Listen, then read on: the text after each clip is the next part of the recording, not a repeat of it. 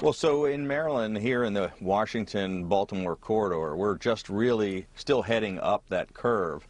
We're about a couple of weeks behind some of the hot spots that you were just talking about. So it'd really be the worst possible time for us to try to put more people out there and endanger them. But we have been meeting and talking with experts for several weeks now about what it would look like to try to get back to some type of normalcy.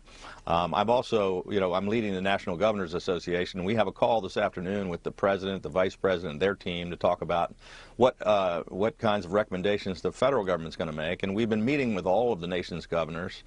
We've had, I think, 14 different conference calls and talking about what's going on in different places in the country. But what all of us are going to need before we can try to get people back to work is more testing, more ability to do contact tracing.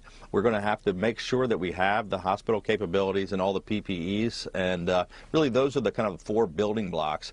Everybody wants to get our economy back and get people back to work and get our small businesses open, but we also want to make sure we do it in a safe way, and we're not just ramping things back up and endangering the lives of thousands of people. Governor, to your point, it's a terrible twin crisis that's going on at the same time. To your point on testing, though, as you know, at last check, roughly 3 million people in this country have been tested. That's less than 1% of the total population. How are you going to ramp up testing there in Maryland?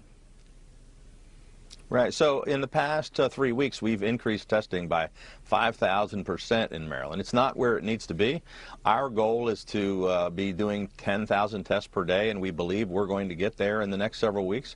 But there's no question this has been the number one stumbling block in America, the lack of availability of testing, and you really can't get to any point where you can reopen the country until, not just in my state, but across the country, we can do much, much larger scale testing of more people.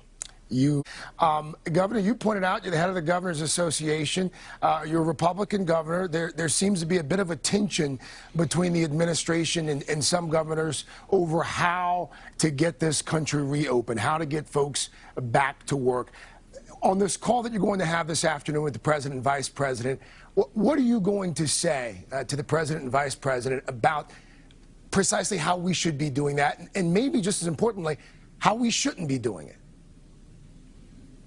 Well, yeah, I think there was a little bit of tension over the past couple of days between the president and the administration and some of my colleagues, the governors across the state, frankly, on both sides of the aisle.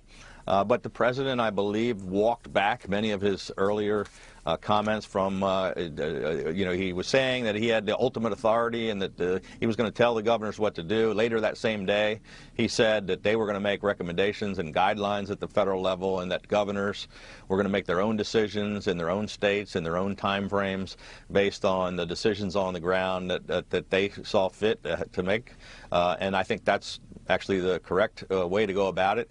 I think today they're going to talk about some guidelines that I think are helpful. It's great to have a federal partner, that there's many things the federal government can do to help the states. We believe they may come up with some good information that we can all share. But ultimately, it is going to be the governors that have to make these decisions in their own states. Different states are at different points in the curve. Yeah. Only we know what's going on in our states. And so I think we're going to try to have a productive dialogue today. And I'm not sure exactly what their announcements are going to be, but from the governors, we're going to say we want to work in partnership. We all have a role to play, yeah, and let's work together to save people's lives and get our economy back to work in a safe way. Maryland Governor Larry Hogan. Governor Hogan, thank you. Thanks for your time, sir. Good luck to you, okay? Thank you, Craig.